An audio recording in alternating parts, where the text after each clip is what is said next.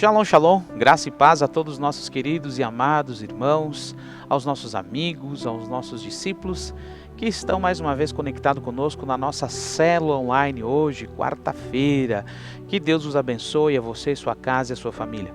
Um grande abraço a todos vocês que estão assistindo pela primeira vez. Então, desde já, eu já lhe peço, curta este vídeo, comente, compartilhe, marque pessoas, se inscreva no nosso canal para que nós possamos estar enviando para você todas as notificações dos materiais que estaremos disponibilizando através do nosso canal, ok? Então conto com você. Não se esqueça, você meu querido irmão, meu querido discípulo, de curtir este vídeo, curtir essa célula. Somos praticamente mais de 150 membros na nossa igreja, que a grande maioria é inscrita no nosso canal. Nós teríamos que ter uma média muito boa de curtida, infelizmente nós não temos tanto assim. Então conto com sua compreensão, conto com o seu apoio, conto com a sua valorização daquilo que estamos fazendo como pastores, como líderes, de todo o material que estamos disponibilizando com amor, com alegria neste canal através da nossa célula. Um grande abraço aos nossos pastores, as pastoras, os nossos líderes, da primeira geração, da segunda geração, os 12, os líderes de célula, os líderes dos ministérios aqui do nosso Ministério Sincera Adoração. Que Deus vos abençoe grandemente a todos em nome de Jesus.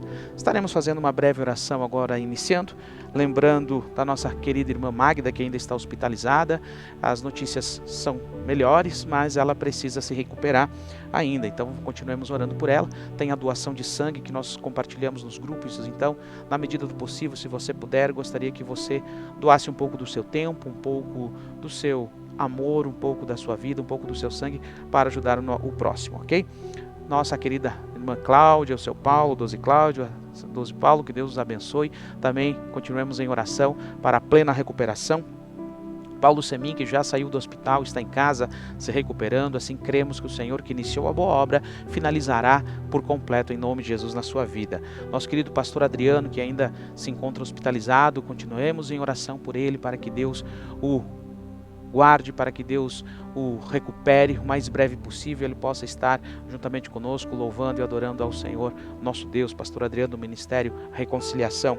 Também um grande abraço e peço oração pela minha família, o pastor Barros, missionária Hélida, minha avó, meu avô, toda a minha família ali, o Neide, a Adri, que Deus abençoe, a Adri que está cuidando do meu avô ali, Deus abençoe grandemente, a toda a minha família, que Deus os abençoe em nome de Jesus. Vamos orar? Você ora aí, eu oro aqui, apresentamos diante do Senhor a todos que estão nos nossos grupos de orações, que estão necessitados neste momento, que estão hospitalizados, que estão em situações adversas. Então, eu e você que estamos bem, oremos por aqueles que não estão tão bem assim. Altíssimo e soberano Deus, mais uma vez estamos em Tua santa, bendita e perfeita presença.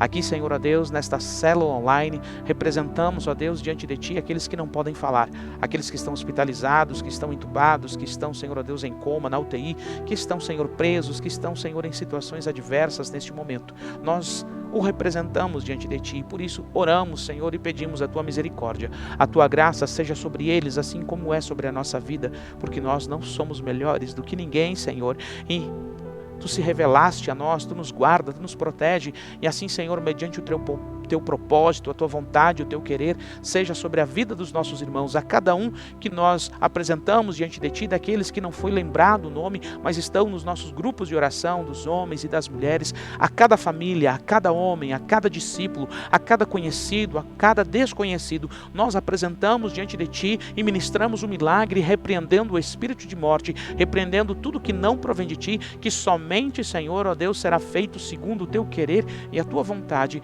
em o nome de Jesus. Apresentamos, Senhor, as autoridades constituídas, aqueles que estão trabalhando, Senhor, ó Deus, na área da saúde, na área da segurança pública, guarde eles, as suas famílias, Senhor, livre de todo mal, Senhor, em o nome do Senhor Jesus. Assim te pedimos, Senhor, que a Tua mão seja com todos, que todos, Senhor, sejam grandemente abençoados e venham a ter o seu nome escrito no livro da vida, porque de lá jamais será apagado, em o nome de Jesus. E neste momento, nesta célula, Senhor, ó Deus, que possamos ter o entendimento, a compreensão e a revelação daquilo, Senhor, que Tu tens, Senhor, ó Deus, para revelar aos Teus pequeninos, para revelar aos humildes, aos pobres de espírito. Assim, Senhor, revela-nos mais e mais do Teu reino, da Tua palavra, do Teu evangelho ao nosso coração, à nossa vida, em nome do Pai, do Filho e do Espírito Santo.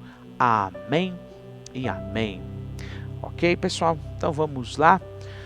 fazendo uma breve recapitulação, você que está nos assistindo pela primeira vez, então eu convido você a voltar às nossas células anteriores, onde nós iniciamos dentro da nossa série O Evangelho Puro e Simples.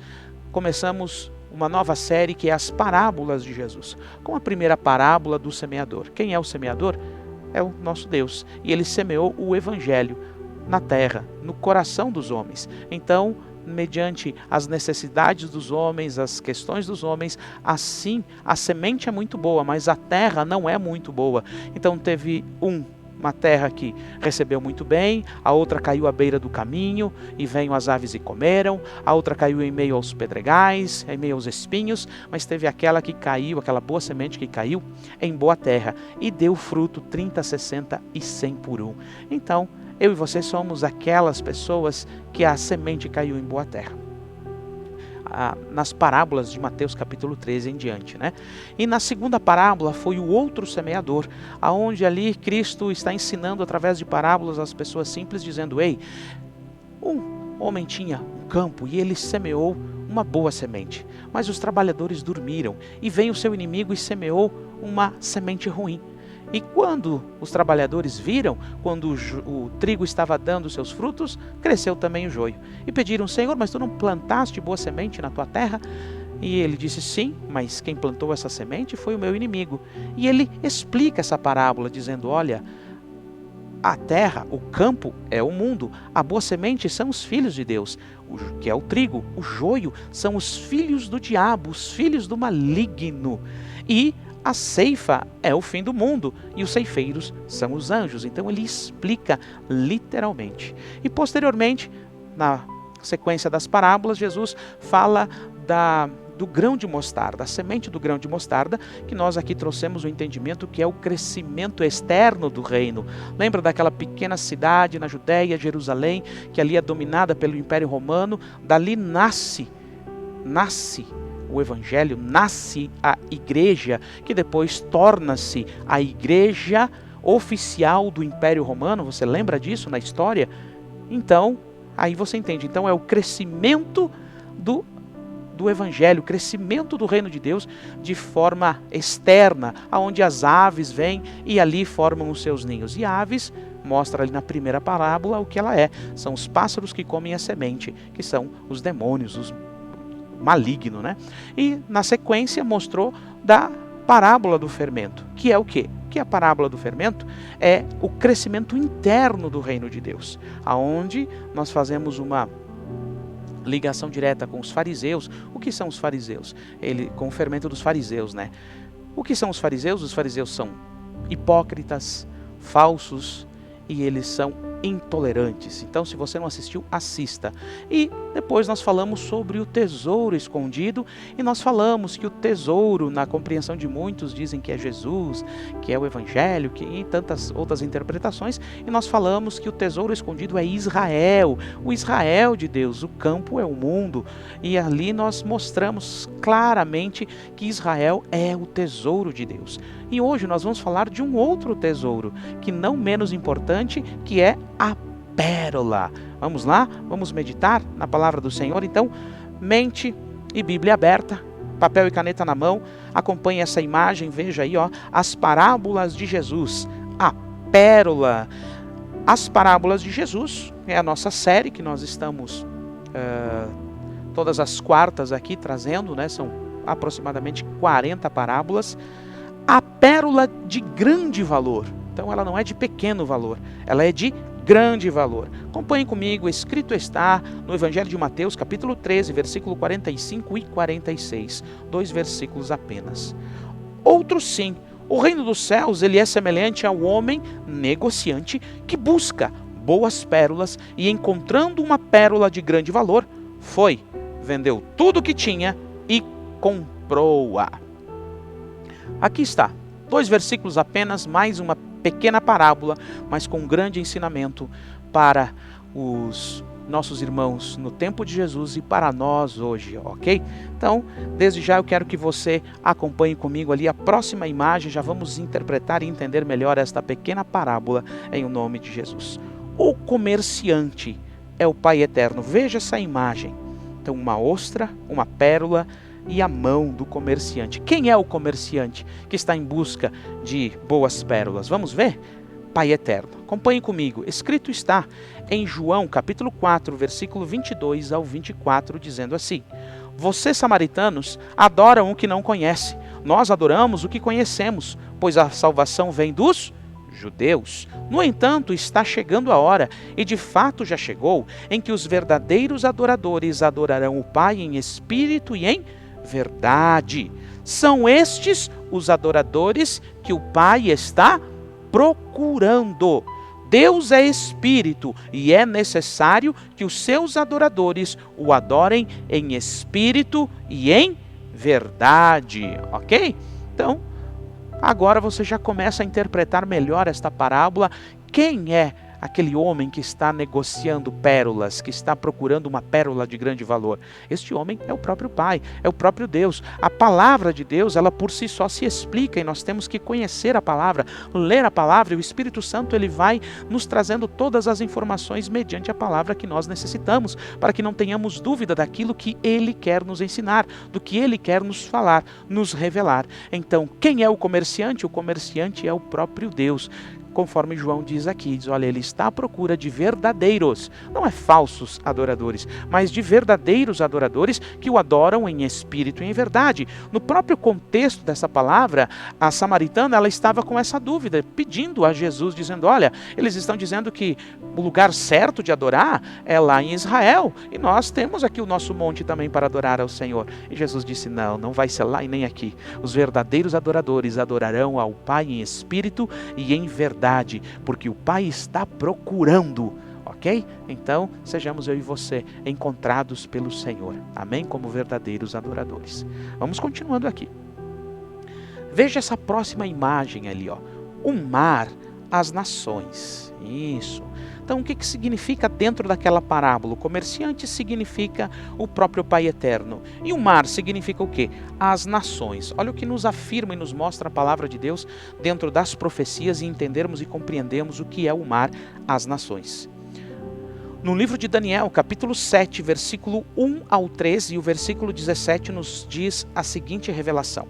No primeiro ano de Belsassar, rei da Babilônia, Daniel teve um sonho, e certas visões passaram por sua mente. Estando ele deitado em sua cama, ele escreveu o resumo do seu sonho. Daniel disse, na minha visão à noite, eu vi os 4 ventos do céu agitando o grande mar. 4 grandes animais, cada um diferente dos outros 4, subiram do mar. Os 4 grandes animais são 4 reinos que se levantarão na terra. Então, aqui está uma afirmação. Vamos ver o que nos diz a palavra do Senhor em Revelações, que dentro do livro de Apocalipse, dentro do livro de Revelações, tanto em Daniel como em Apocalipse, mar significa povos, mar significa nações. Apocalipse 13:1 diz assim, vi uma besta que saía do mar. Tinha 10 chifres e 7 cabeças, com 10 coroas, uma sobre cada chifre, e em cada cabeça um nome de blasfêmia. Legal. Olha o que nos diz Apocalipse capítulo 17, versículo 15, que de fato confirma esse entendimento que nós estamos passando para você. Então o anjo me disse, as águas que você viu, onde está sentada a prostituta, são povos, multidões, nações e línguas. Então o mar são nações. Então, dentro da própria parábola de Jesus, o comerciante é o Pai eterno, e o mar, aonde a ostra vai produzir a sua pérola, são as nações. Acompanhe comigo aqui o entendimento. E agora, e a ostra? Olha essa imagem. Olha as características dessa ostra. E essa imagem, isso é uma ostra, e dentro dela possui uma pérola, ok? Então a ostra é Jesus Cristo. Mas, pastor, não é a pérola? Vamos lá, vamos ver o que nos diz a palavra. Escrito está em Isaías 53, versículos 7 e 11. Ele foi oprimido e afligido, contudo ele não abriu a sua boca. Como um cordeiro foi levado para o matadouro, e como uma ovelha que diante de seus tosqueadores fica calada, ele não abriu a sua boca. Depois do sofrimento da sua alma, ele verá a luz e ele ficará satisfeito. Pelo seu conhecimento, meu servo justo justificará a muitos e levará a iniquidade deles. Aqui está o profeta Isaías, em Isaías capítulo 53, falando das características do sofrimento do Cristo, o Messias, o Cristo de Deus. Aquele que uniu novamente a criação ao seu Criador. Então aqui está claro, mostrando quem é essa ostra, porque nós vamos falar aqui sobre o processo da pérola. Então a ostra, ela produz a pérola, né? De que forma? Com o seu sofrimento. É quando a ostra ela recebe a areia do mar, quando ela recebe as algas nas suas fissuras e ali começa a machucar a ostra que está dentro, ali ela produz a pérola, é um mecanismo de defesa da ostra. Então ali ela vai produzindo a pérola pelo seu sofrimento, daquilo que ela é ferida, daquilo que é machucada pela areia do mar, pelas algas e tantas outras coisas. E ali ela vai produzindo a pérola. Então você já vai entendendo aqui que a ostra é que é Jesus Cristo, ok? Olha que nos afirma a palavra de Deus em Lucas capítulo 22, versículo 40 a 44. Em Isaías foi profetizado, e agora nós temos no Novo Testamento o cumprimento desta profecia, nos dizendo assim: chegando ao lugar, ele lhes disse: orem para que vocês não caiam em tentação. Ele se afastou deles a uma pequena distância, ajoelhou-se e começou a orar, dizendo: Pai, se queres, afasta de mim este cálice, contudo não seja feita a minha vontade, mas a tua vontade. Apareceu-lhe então um anjo do céu, que lhe fortalecia. Estando extremamente angustiado, ele orou ainda mais intensamente, e o seu suor eram como gotas de sangue que caíam no chão. Falei aqui do sofrimento de mente e de alma de Jesus, e você conhece toda a história da morte, da prisão, do julgamento, da condenação e da morte de Jesus Cristo. Então, o nível de sofrimento que esta pérola, ela sofre, o nível de sofrimento que Jesus teve para gerar algo, ok? Então, vem comigo. Olha o que nos diz a palavra de Romanos, ao livro de Romanos, o apóstolo Paulo aos Romanos, capítulo 6, versículo 23, fechando este entendimento que Jesus de fato é a ostra. Apenas algumas referências, não todas, a palavra de Deus nos mostra dezenas e centenas disso. Pois o salário do pecado é a morte, mas o dom gratuito de Deus é a vida eterna em Cristo Jesus, nosso Senhor. Amém? Então aqui compreendemos, fazemos um fechamento com 3 referências: Antigo Testamento, referência dos Evangelhos e referência das cartas paulinas, de uma carta de Paulo aos Romanos. Então, o salário do pecado é a morte, mas o dom gratuito de Deus é a vida eterna em Cristo Jesus, nosso Senhor. Aqui você entende, então, que quem é a ostra? Quem é que, a partir do seu sofrimento, a partir da sua morte ali na cruz, da sua agonia anterior, ao cumprir aquilo que estava designado e a qual ele veio a este mundo para cumprir a vontade do Pai. Então, nesse terrível e imenso sofrimento, Jesus, que é a ostra representada nesta parábola, o que ele vai produzir? Vamos lá? Agora, a pérola, olha ali, é a igreja. Viu como as parábolas elas estão interligadas? Na parábola anterior, de Mateus capítulo 13 ali, uma parábola na sequência da outra, mostrou que o tesouro, quem que era o tesouro? É Israel. Quem é o tesouro? É Israel. E agora, quem é a pérola? É a igreja. Vamos ver o que nos diz a palavra do Senhor nessa afirmação? Acompanhem comigo ali, Mateus capítulo 16, versículo 13 ao 18, nos diz a palavra do Senhor para este entendimento. Chegando Jesus à região de Cesareia de Filipe, perguntou aos seus discípulos: quem os homens dizem que o Filho do Homem é? Eles responderam: alguns dizem que é João Batista, outros dizem que é Elias, e ainda outros dizem que é Jeremias ou um dos profetas. E vocês? Perguntou Jesus. Quem vocês dizem que eu sou? Simão Pedro respondeu: tu és o Cristo, o Filho do Deus vivo. Respondeu Jesus: feliz é você, Simão, filho de Jonas, porque isto não lhe foi revelado por carne ou por sangue, mas por meu Pai que está nos céus. Eu lhe digo que você é Pedro, e é sobre esta pedra edificarei a minha igreja. Aqui aparece a igreja. Aqui começa a aparecer o termo, a terminologia igreja, um novo povo, uma nova nação, a nação do reino de Deus, que é a igreja, e as portas do Hades, do inferno, do Seol, não poderão vencê-la. Ou seja, a morte não vai paralisar o crescimento da igreja. O crescimento da igreja. Nem a morte de Jesus, porque é a morte de Jesus que vai produzir na cruz a pérola, como nós entendemos no versículo anterior, nas referências anteriores. E agora, quando Jesus ele pergunta para os seus discípulos e apóstolos ali,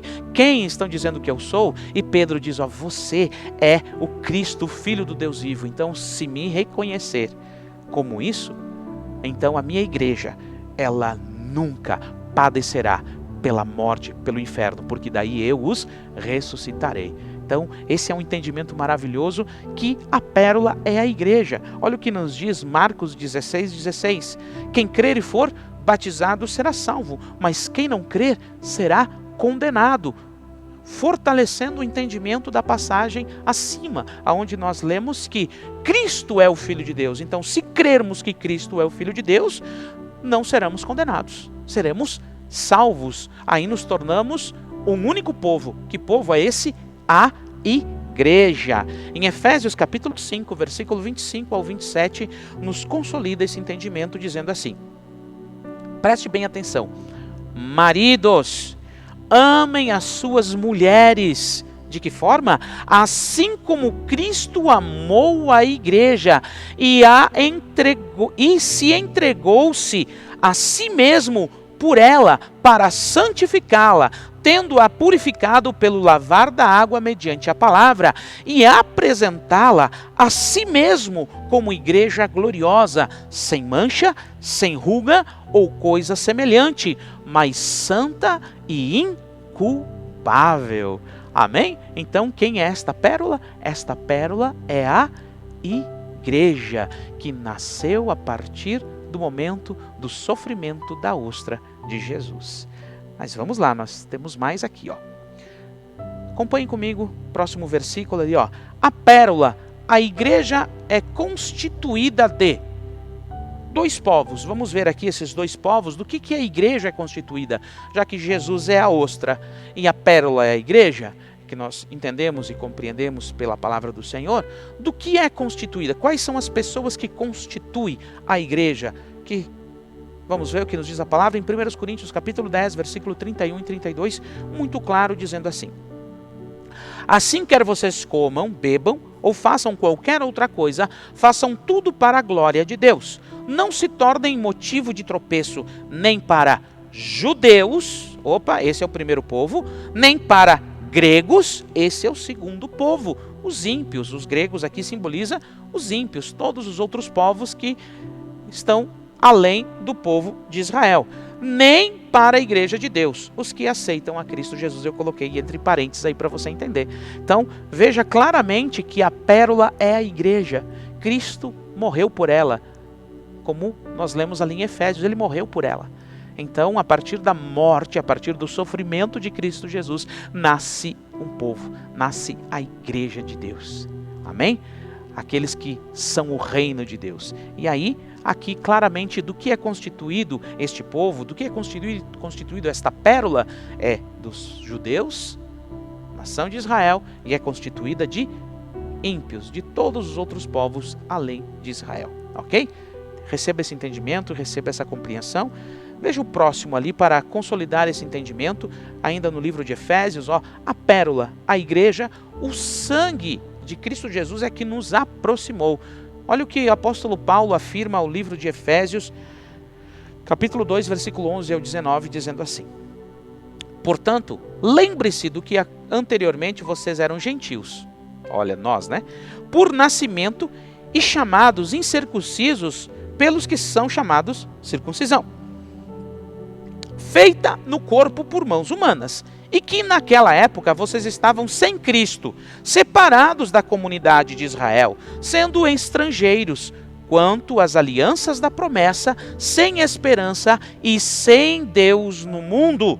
Mas agora em Cristo Jesus, vocês que antes estavam longe, foram aproximados mediante o sangue de Cristo, pois Ele é a nossa paz, o qual de ambos fez e destruiu toda a barreira, um muro de inimizade, anulando em seu corpo a lei dos mandamentos expressa somente em ordenanças. O objetivo dele era criar em si mesmo, dos dois, um novo homem, fazendo a paz e reconciliar com Deus os dois em um corpo por meio da cruz, pela qual ele destruiu toda esta inimizade.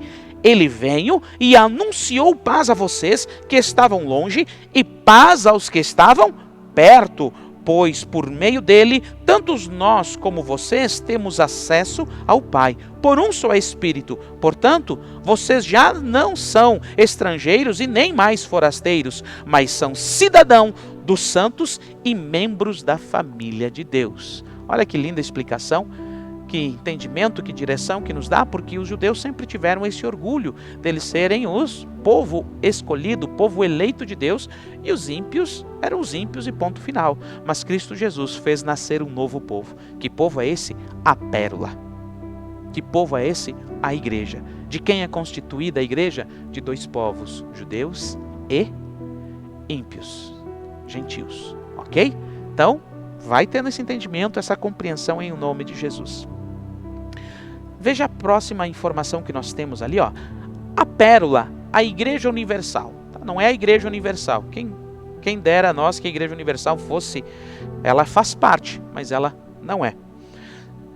Escrito está em Efésios capítulo 4, versículo 2 ao 6, a seguinte informação: sejam completamente humildes e dóceis, e sejam pacientes, suportando-vos uns aos outros. Por que suportando uns aos outros? Porque existem diferenças doutrinárias, diferenças culturais, diferenças de nações para nações, de formas e formas de adorar, de servir a Deus. E se dentro da nossa própria nação, Brasil, nós temos centenas, talvez, quem sabe até milhares de denominações com características bem peculiares, umas totalmente fora da palavra, porque tem o joio e o trigo, os falsos mestres, toda aquela coisa toda, né?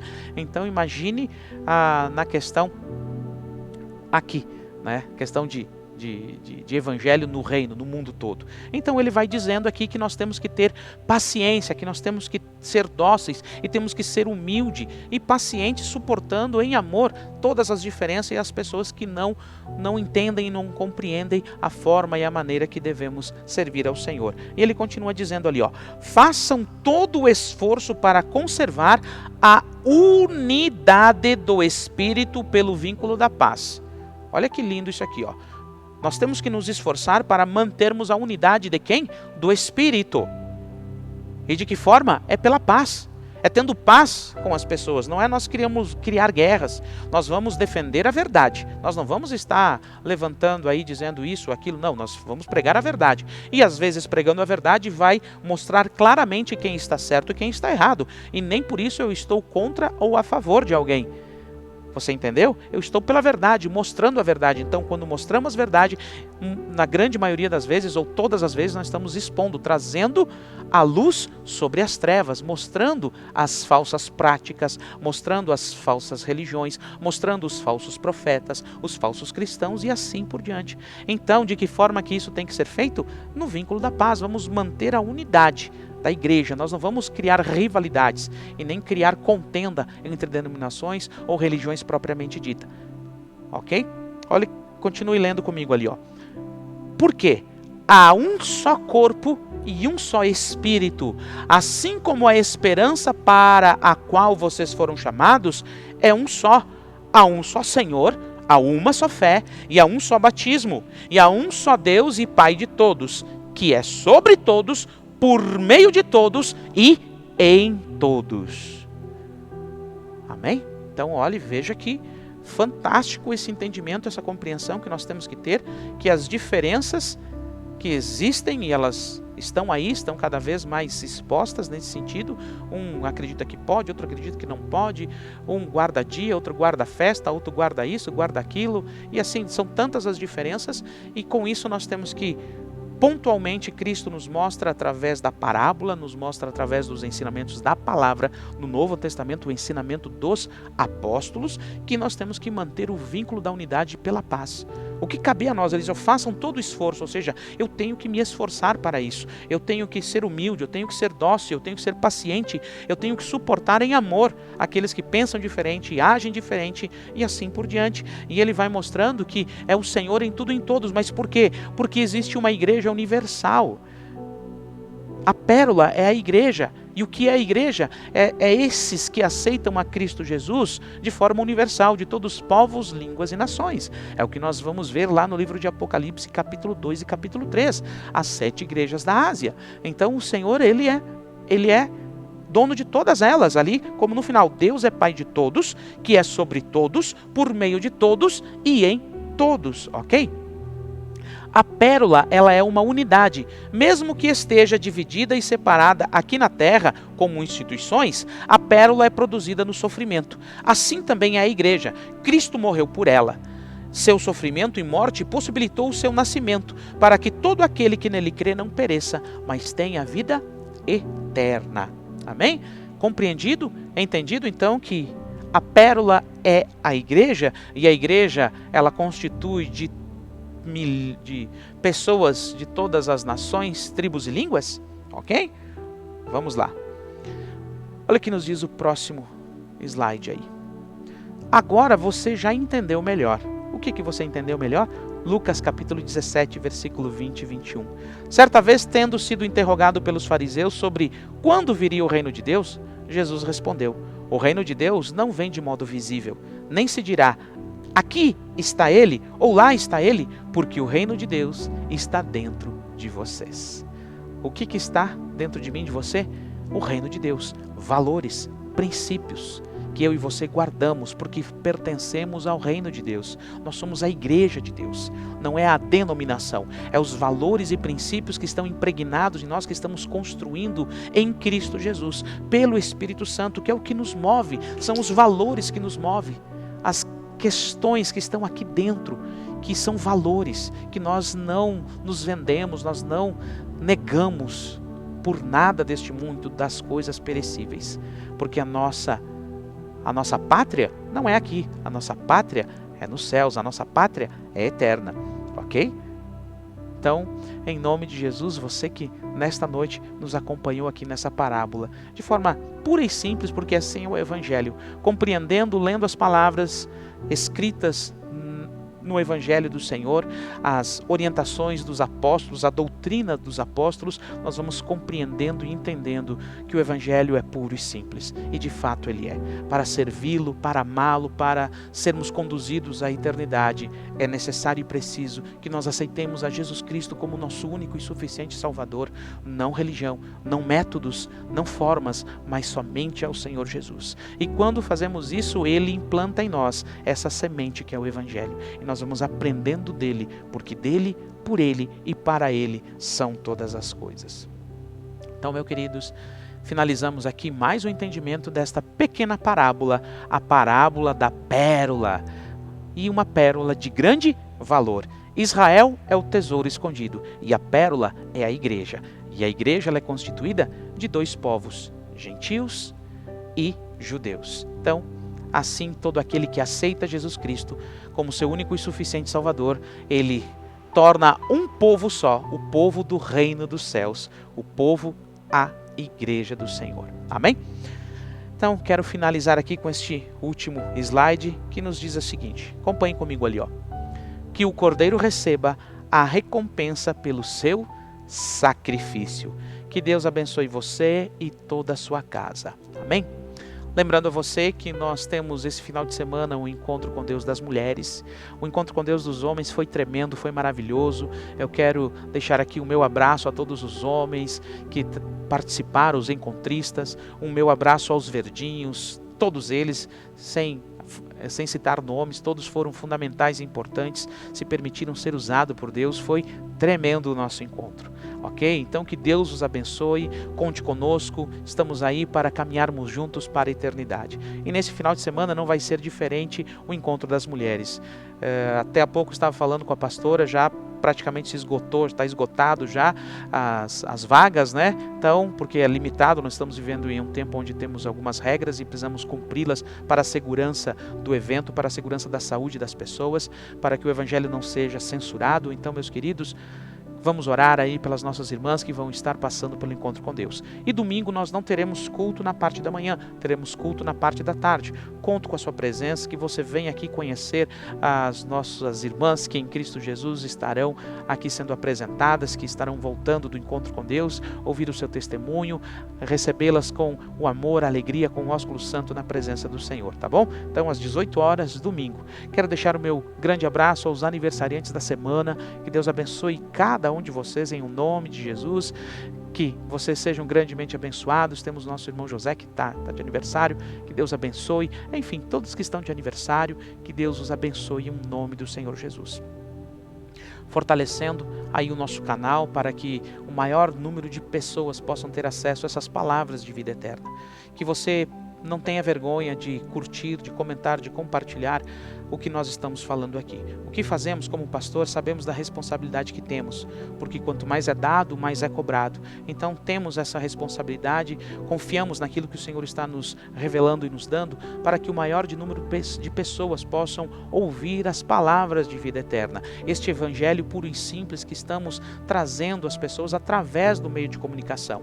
Então, mande o link pelo WhatsApp, marque amigos, faça isso, você estará contribuindo para o crescimento do reino de Deus. E você estará recebendo recompensa do Senhor, não minha, não nossa, mas do Senhor, porque você não se envergonhou disso, então não tenha vergonha. Como disse, somos mais de 300 inscritos no canal.